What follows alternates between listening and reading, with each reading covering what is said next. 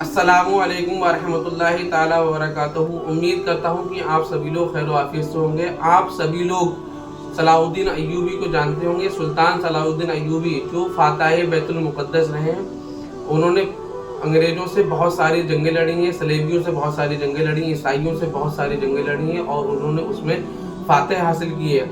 आइए इस बयान में सुनते हैं कि सलेबियों ने, ईसाइयों ने उनके लिए, ईसाई साइंसदान ने उनके लिए क्या लिखा है, क्या अपनी किताबों में बयां किया है। आइए सुनते हैं मुफ्ती सलमान अजहरी साहब से इसके बारे में। अंग्रेज तारीख दान है, अंग्रेज है, उसका कोई ताल्लुक मेरे दीन से नहीं, लेकिन तारीख लिखने में उसने ये बात लिखी कि मैंने ऐसा जर्नेल देखा ही नहीं जैसा सलाहुद्दीन था, इसलिए कि उसके जज्बे जैसा मैंने एक भी जर्नल देखा नहीं। एक बार का वाकया लिखा है कि 12,000 की फौज थी सलाहुद्दीन के साथ, 12,000 की फौज थी सलाहुद्दीन अय्यूबी के साथ, और जिस वक्त वो मैदान में उतरा मुकाबिल में सलीबियों की तादाद 4 लाख की थी, 4 लाख की थी। 4 लाख की तादाद देखकर ना वो घबराया ना भागा, पलट कर अपनी फौज से पूछा क्या मशवरा है तुम्हारा, मुकाबिल में उतरे या नहीं उतरे। सलाहुद्दीन के लश्करी और उसके नौजवान सिपाही आम लोग नहीं थे, जज्बा जवान था। अर्ज किया है सलाहुद्दीन हमारे सिपह सालार, रसूलुल्लाह के सहाबा तादाद देखकर उतरते थे तो हम भी तादाद देख के उतरेंगे। अगर नबी के सहाबा तादाद नहीं देखते थे तो हम भी इस तादाद का कोई परवाह नहीं करेंगे। सलाहुद्दीन उनकी बातों को लेकर उतर तो पड़ा। तारीख लिखने वाला अंग्रेज आदमी है, कहता है मुकाबला कर लेना और बात होती है, लेकिन 4 लाख को तितर बितर करके रख देना तारीख की अलग बात होती है।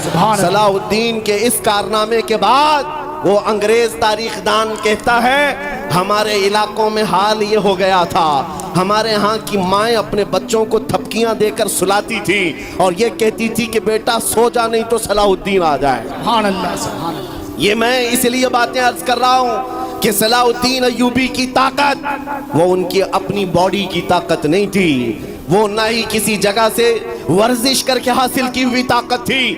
सलाहुद्दीन की ताकत इश्क़ मुस्तफ़ा की वजह से थी, वो मोहब्बत रसूल का पैकर था। हमने तारीख में उन जवानों को देखा है जिन्होंने तारीख उलट करके रख दिया है, जिन्होंने जमीन में एक अलग परचम लहरा कर रख दिया है। आपको पता है इसी हिंदुस्तान की सरजमीन पर सबसे पहला 10,000 का लश्कर लेकर आने वाला एक जवान, अरब से सबसे पहले आने वाला मोहम्मद बिन कासिम सिर्फ 19 साल की उम्र में आया था। 19 साल की उम्र में आया था। किस लिए आया था? माल लूटने नहीं आया था, यहाँ जगह कब्जा करने नहीं आया था। जैसे आज तारीख तोड़ मरोड़ करके बताई जा रही है, जितने बादशाह आए सब आक्रमण किए, सारे लोग यहाँ लूटपाट करने आए थे, ये तारीख तोड़ मरोड़ कर बयान की जाती है। मेरे अजीजों इस पर फिर कभी गुफ्तगू करेंगे, लेकिन मोहम्मद बिन कासिम क्यों आया था? इलाहाबाद के एक पंडित है, उन्होंने खुद लिखा है, मैं अपनी बात नहीं पंडित जी की बात कह रहा हूँ। उस वक्त हालात ऐसे हो गए थे कि चंद औरतें, मुसलमान औरतें जो श्रीलंका की सरजमीन से हज के लिए जा रही थी, उस वक्त राजा दाबिर सिंह उसके कुछ गुंडों ने इन औरतों को पकड़ लिया, उनकी इज्जत लूटी, उनका माल लूटा, उनको कैदी बनाया। उन औरतों ने उस वक्त पुकार कर कहा था कि कोई है जो हमारी इज्जत बचाएगा। कोई तिजारत करने वाला बाहर से आया हुआ ताजिर बात सुन करके अरब गया। अरब में जाकर गवर्नर जो था उसके सामने वाकया बयान कर रहा था। 19 साल का जवान मोहम्मद बिन कासिम वहाँ से गुजर रहा था। उसने इतना वाकया सुना कि हिंद की सरजमीन पर कुछ हमारी बहनों की इज्जत लूटी जा रही है। वहीं खड़े होकर उसने कहा लब्बैक या उख्ती, ऐ मेरी बहन मैं तेरी इज्जत की हिफाजत के लिए आ रहा हूँ। वहाँ से पुकारा अपने चचा जो गवर्नर था उस वक्त, उससे 10,000 का लश्कर लेकर के सबसे पहले यहाँ आने वाला मोहम्मद बिन कासिम किस लिए आया था? माल लूटने के लिए नहीं, औरतों की इज्जत बचाने के लिए आया था। हिंदुस्तान की सरजमीन पर कदम रखा और उसके बाद सामने मुकाबिल में फौरन जंग के लिए नहीं आया। कहा कि जिन औरतों को कैदी बनाया वो छोड़ दो, जो हज के लिए जा रही थी उन्हें आज़ाद कर दो, और दूसरी बात जिन्होंने गुंडागर्दी की है उन्हें पकड़ो और जेल में डालो। राजा को घमंड था उसने इनकार किया तो मोहम्मद बिन कासिम ने कहा चलो आओ मोहम्मद अरबी के शेरों से मुकाबला हो जाए।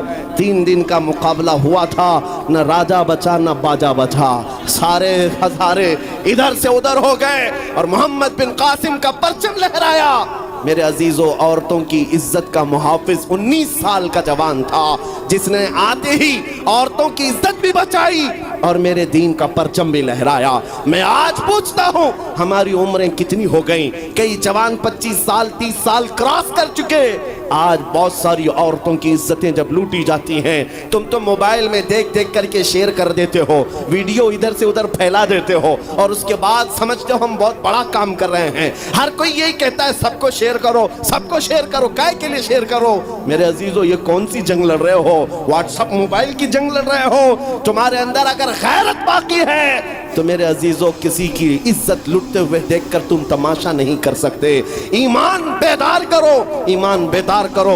ये आज हालात क्यों आए? इमाम गजाली की एक बात मैं सुनाता हूँ। बहुत सालों पहले उस इमाम ने कहा था, 1000 साल पहले तकरीबन, उस इमाम ने कहा था जब इस उम्मत के सामने उनके रसूल की तौहीन हो रही हो और उम्मत खामोश बैठी रहे तो चंद दिन इंतजार करें, इनकी माँ और बहनों को बाजार में लाकर नीलाम किया जाएगा, इनकी माँ और बहनों की इज्जत लूटी जाएगी और ये कुछ ना कर सकेंगे, इनके बच्चों को मारा जाएगा और ये कुछ ना कर सकेंगे। मैं आज महसूस कर रहा हूँ हुजूर की गुस्ताखी पर और तौहीन पर खामोश रहने का नतीजा ये है कि अब हमारे घर भी सलामत नहीं रहेंगे।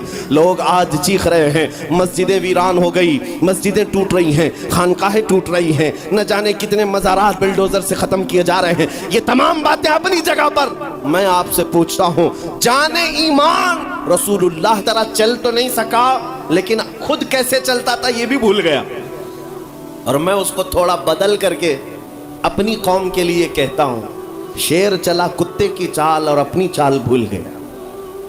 अल्लाह ने तुम्हें मोहम्मद अरबी का शेर बनाकर पैदा किया। हकीकी बात है ये मेरे अजीजों, हकीकी बात है।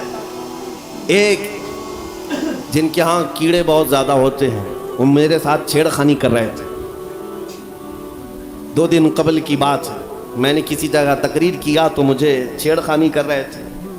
हमारे दीन से कोई ताल्लुक नहीं है। मैंने किसी छोटे दज्जाल के बारे में कहा तो उन्हें बड़ी लग गई थी। आज की तकरीर फिर वो सुन रहा होगा, साहब मैं कहता हूँ, मुझे उन्होंने मैसेज में कहा है, गोश्त खोर मौलाना, गोश्त खोर मौलाना, गोश्त खाते हैं और स्टेजों पर चिल्लाते हैं। मैंने जवाब में कहा, अल्लाह का बड़ा शुक्र है गोबर खोर तो नहीं है, अल्लाह का बड़ा शुक्र है हम गोबर को कोहे नूर कहने वाले तो नहीं हैं। अल्लाह ने दूध पीने वाली कौम में पैदा किया है, पेशाब पीने वाली में नहीं। नारे तकबीर, नारे रिसालत, नारे हैदरी। मेरे अजीजों, ये कोई बात लतीफे की नहीं है और ना ही छेड़खानी की बात है। मैं उनसे कहता हूँ, हमें छेड़ो मत, हम अपने नबी की बात करते हैं, हम अपने नबी की बात करते हैं और जहाँ फिर तुम छेड़ोगे तो फिर हम अपने तौर पर जवाब भी देते रहेंगे इंशाअल्लाह। इसलिए कि अपनी अपनी किस्मत की बात है। मुझे गोश्त खोर मौलाना कह रहे हो और ख़ुद की हालत मालूम नहीं है। अल्लाह करीम का शुक्र है कि हमने दुनिया में देखा है गोश्त खाने वाला भी शेर ही हुआ करता है और गोबर खाने वाला सूअर तो नहीं है। अल्लाह का बड़ा करोड़ा एहसान है। मैं उन बातों में नहीं आ रहा, लेकिन एक बात जरूर कहना चाहता हूँ, सुनियो एक बात, कि दुनिया 1000 ताने दे, हमें फर्क नहीं पड़ना चाहिए, अपने नबी के अखलाक को खुल कर कहना है।